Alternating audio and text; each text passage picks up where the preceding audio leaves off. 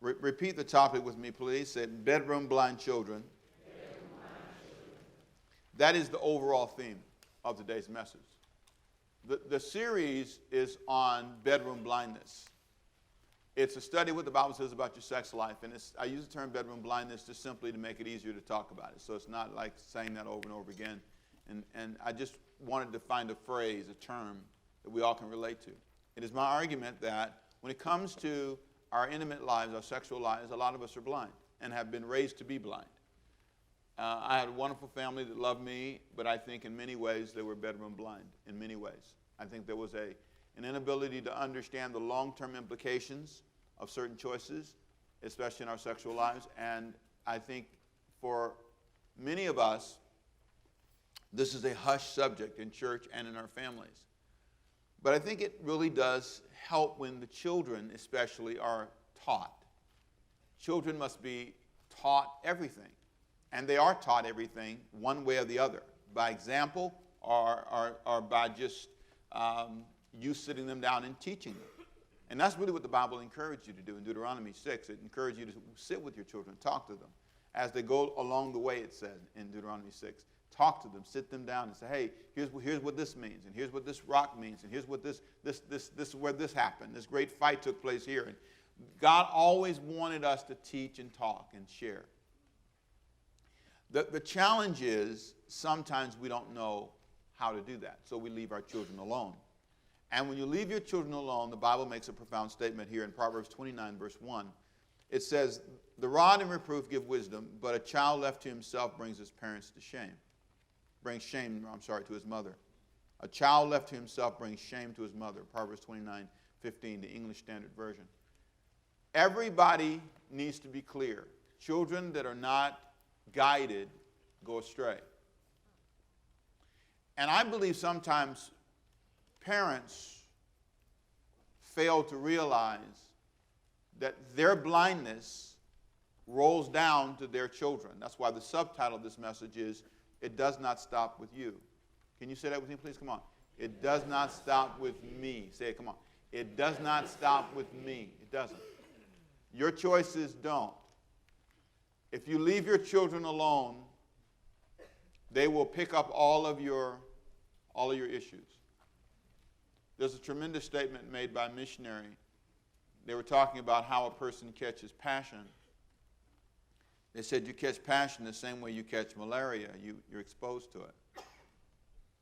If you're exposed to people who are bedroom blind, you will be more prone to be bedroom blind.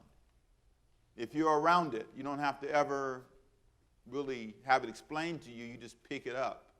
If they curse, you curse. If they hit people when they're angry, that's what you do. If you look with me and notice verse 15 under the question here, it's in Proverbs 29, verse 15. He says, wise discipline imparts wisdom. Spoiled adolescents embarrass their parents. When degenerates take charge, crime runs wild. But the righteous will eventually turn out delightful to live with. The righteous will turn out delightful to live with. When a person is in a relationship with a family that trains them, they're more prone to be delightful to live with. When you live with people that are not, it's not as pleasant. And the long-term implications can be tragic, can be very, very difficult. And that, my friend, is my concern. I want you, for a minute, to look at two segments, just two main points for the whole sermon. The first thing is we're going to talk about growing up with bedroom blind parents. Can you say that with me, please? Come on. In the second part, we're going to talk about passing bedroom blindness to your children. Say that with me, please. Come on. Passing bedroom blindness to your children. David was a man who grew up as a bedroom blind father. Now, I want you to hear this. He was a godly man with a problem. Can you say that with me, please? Come on. A godly man with a problem. I answered the question last week. How could you possibly be a person who is a praying, going to church person, leader person, and end up doing what David did? How could you have that kind of position and fail like that? I've seen people ask that question a lot. How could a pastor do that? How could a priest do that? How could, and we have all these people in our minds. How could the boss do that? Bedroom blindness does not favor people. It doesn't matter who you are. The problem, though, in David's life is David doesn't realize that his choices are going to become generational. And what I'm going to do today is I'm not going to recant what I preached last week, so you got to go back and listen to the sermon, okay? What I'm going to do is simply look at a text in 2 Samuel, and I want to look at it from the children's perspective. 2 Samuel chapter 12. I'm going to look first just for observation about David's children, and I want you to imagine after David has this horrible experience where he abuses Bathsheba, takes her to be his wife, he's killed her husband. He did all this because of bedroom blindness. He saw her from a roof, was tempted, and she didn't tempt him. He should have said, "Hey, tell her that people can see her bathe up here." That's what he should have done because he was the leader, but he didn't. Instead, he sent for her, had a relationship with her. She got pregnant. Then he killed her husband and married her. Horrible. All fed by bedroom blindness. Something that I've noticed, most people who have family secrets, it's tied around something like this. Family secrets are rarely about work, money. It's almost always tied to some bedroom blindness. And so David tries to cover this up for a year. Nathan the prophet comes to him, and Nathan the prophet in 2 Samuel 12, which we'll read in just a moment, says to him, hey, he tells the story and looks at David and said, "You're guilty." David says, "I am. I sinned. I shouldn't have done it." That's one thing that made David different. So I want you to catch this now. He apologizes for what he did. He admits it. He takes full responsibility. He doesn't hide. But that's not the big story. The big story is not, it is a big story, but it's not the only story. That's a better way of saying it. There's a second story. It's what happens to the children. So now what I want you to do is step into the role of the children. And I want you to imagine your daddy just did this. And there are 4 things I want you to notice. Number 1, they grew up watching a dad with everything and every opportunity. That's the dad they saw. Nathan the prophet, when he talks to David, this is what he says in 2 Samuel 12:7. Nathan said to David, "You are the man." That was the point about the sin. You did this. You are the man who did this. "Thus says the Lord God of Israel, I anointed you king over Israel. I delivered you from the hand of Saul. I gave you your master's house and your master's wives into your keeping, and gave you the house of Israel and Judah. And if it had been too little, I would have given you much more. I gave you everything." They saw a dad who had everything. He did not have to do what he did. This was a choice. He had other wives and concubines. He did not have to bother Bathsheba. He did not have to have this relationship. He did not have to do this.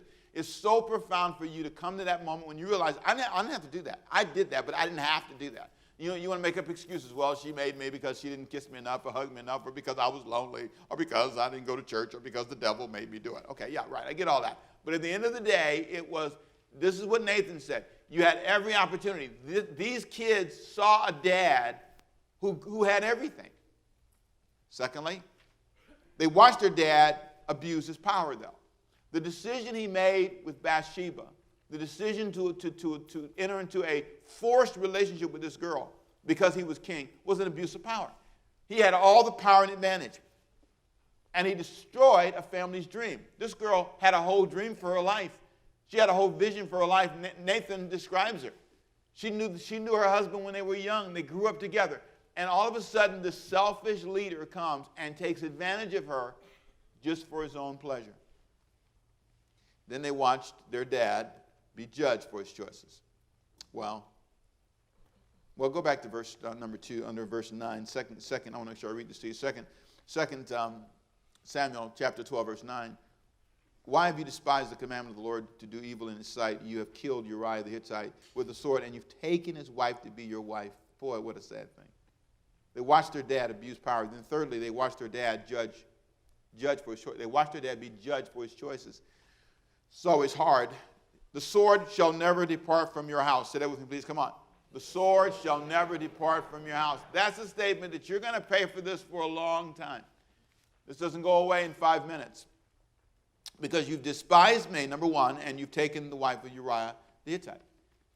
You did this, and this is more than just adultery. This is a violation. You know, I told you the last time that Bathsheba was the daughter of Eliam. Eliam was one of David's special forces, soldiers. They called them the mighty men. It was one of the top 30 guys. He knew who that guy was. And that Bathsheba was the daughter of Ahithophel, which was David's main counselor. He knew this family. This was a violation that was personal. I've noticed that most violations are personal. You know the person, it's family, it's someone close, someone you work with. Bedroom blindness does not care about the relationship we have.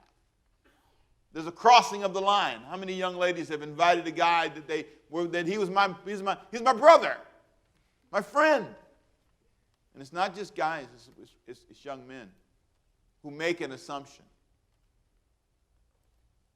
And it's wrong. Because you assume bedroom blindness couldn't possibly be a part of your friend's life. That they couldn't possibly see you in that light. Now, lastly, they watched their family turn on itself. And that's what I'll talk about later on. Look at this, and I want you to note with me in 2 Samuel chapter 13, verse 1. After this, Absalom, the son of David, had a lovely sister whose name was what? Tamar. Repeat with me, please. Say, after this. After all that happened in chapter 11, after David had a relationship with Bathsheba, after David had been publicly embarrassed and his kids watched this happen, after this, chapter 13 happens. Now, if you read ahead, like I told you last week, you already know the story. It's a story full of incest and abuse in the family. It's the ugly story I've heard too many times from too many people. It's a story that's pushed over. It's the family secret. It's one that nobody wants to talk about. It's that ugly part that kind of makes families kind of hold their breath because you can't be talking about my uncle. You can't be talking about my cousin. You cannot be talking about people in the family. You cannot be talking about people. But listen to me. Most of this stuff starts in families. Most of this stuff lives and grows and breeds in households. And it's mothers who won't face it. It's cousins who won't face it. It's people who know the person. You can name him. And some of you are here. You are the person. You are the violator. You are the individual. You are the person who's bedroom blind, and you have taken advantage of people.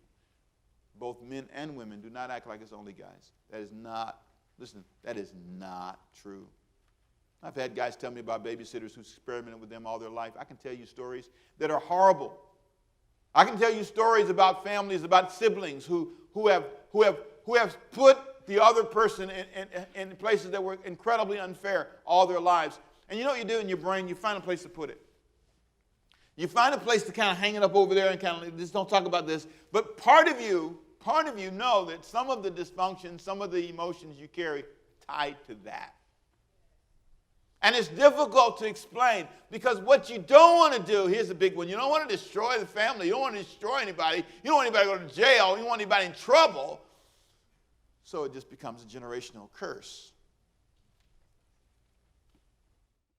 In 2 Samuel chapter 13, after this, Absalom, verse 1, the son of David, had a lovely sister whose name was Tamar, and Amnon, the son of David, loved her. Now pause. Amnon is the oldest son of David, next in line to the throne by age. He could technically become the next king. Think about this. And he's fallen in love with Tamar, Absalom's sister. Confusing, right? Now, if you understand, David had a lot of wives. Some say 18. But however many wives David had, imagine. He had Amnon and his mama. He had Absalom and his mama. They had different mothers. Everybody with me? Absalom and Tamar had the same mother and father. Are you with me? Which was David. Okay? So understand, you got a household with a whole bunch of mamas, and you know it's a whole lot of drama. Right? He's out saving the world, working overtime, doing his thing, right? And he's a praying man, church-going guy. You got a blind brother with a blind appetite. After this, Absalom, okay, Amnon falls in love with his sister, right? Amnon was distressed, verse 2. This is 2 Samuel 13, verse 2 now. Distressed over his sister, Tamar, that he became how? Sick. So, for she was a virgin. She'd never been with anybody. And it was improper for Amnon to do anything to her. Here's what I want you to notice. This was a good thing. He couldn't get to her. There were guardrails. I love the series by Andy Stanley. I'm promoting somebody else's sermon. I'm telling you, called Guardrails. Google Andy Stanley Guardrails. Watch the whole series. It's fantastic. It's absolutely life-changing. Listen to the whole thing. Andy Stanley Guardrails. Listen to it. Get it. That thing. Here's the basic thesis he puts together. God puts guardrails up to stop you from falling over the cliff. Things to stop you, and he couldn't get to her. So there was a good guardrail up. There was something that says, no, no, no, no. And sometimes you need guardrails. You need guardrails to protect your children, to protect yourself. You need to protect yourself. I have guardrails for me. You know, one of the reasons, I haven't said this anywhere, but it'd be fun. You might ask, well, Pastor Rick, how have you avoided this with your handsome self? How have you avoided this problem? Some of you say, you're right, you're getting carried away now a little bit now. You can live. But let me tell you. Hey. Come on back. You're getting off on that. He blind now. He can't see. He needs some glasses. Yeah, all right. You're just a hater. That's all it is. Anyway, now here's the deal. Here's how I've done it. I'm going to give you some of my formulas. This is the truth. I'm open. I'm really honest. Okay, remember, write this down. This is good stuff. Write this down. This is good stuff. I'm honest. If I am attracted to somebody, I'm honest about it. I'm real honest. Yeah, I like that. She looks great. Wonderful. But then I'm also open with myself. That's not true. That's what do you think? That this is some kind of magic person? I have a conversation with myself. Okay, so what? Is this a magic person? Is this some magic dust, some pixie dust? You kiss her, your life going to be better. You leave your wife, you embarrass your church, you embarrass your family. That's just going to make your life great? No! All you got to do is ask her cousin. Talk to her brother. You understand what I'm saying? That's not true. That's not true. That is not true. Nothing I've done is this. I've been honest, been open. I put guardrails up. I have guardrails. I have elder women around me. I'm really open. My wife and the staff who work here will tell you. No, he doesn't. Pastor Rick don't play that. I don't even get close. I'm real honest. And I mean, hey, you can email me, you can talk to me, but if you notice, my wife is always in the copy line. Almost always. Now somebody's looking, hey, Pastor Rick, I think you're handsome. Stop. Delete. No. Thank you. I'm glad. Nobody ever said that, by the way. Don't email it now. But somebody do it to be funny. Pastor Rick, you're handsome.